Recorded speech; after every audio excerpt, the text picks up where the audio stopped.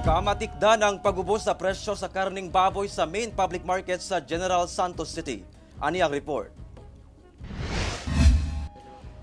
Miubos karon sa 20 pesos ang matag kilo sa presyo sa karneng baboy sa main public market sa General Santos City. Ang belly nga gikan sa 370 pesos, anaa na lang sa 350 pesos per kilo. Ang laman nga gikan sa 360 pesos, mapalit na lang kini sa 340 pesos per kilo. Samtang ang ribs, anaa na lang sa 300 pesos nga kaniadto, anaa sa 320 pesos per kilo. Busa gikalipay gayud kini sa ubang mamalitay sama ni Nanay Corazon. Kanipay ubos ang Sumala sa Meat Vendors Cooperative sa main public market sa Gensan. Sa milabay nga 5 ka bulan, nagpabilin kuno nga stable ang presyo sa karning baboy. Apan nagsugod kini og ubos sugod sa bulan sa Mayo hangtod karon. 20 pesos per kilo ang nabawas.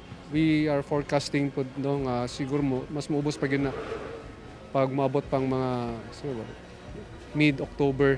Ang presyo sa atong farm gate price nagababa manggod. Sumala sa City Veterinarian's Office sa Gensan, daghan ang mga hinungdan nganong miubos ang presyo sa mong karne. One of the factor is marami yung production. And at the same time, may mga bumalik na daw sa pag-aalaga ng baboy. Bumaba ka din kasi yung shipping natin from Gensan. Gibutyag sab sa buwatan nga nagpabiling luwas sa African swine fever ang mga babuyan sa General Santos City, sanglit anaa pa kini karon sa green zone. Pagpatuman nato sa mga boundary range natin, nandun pa rin.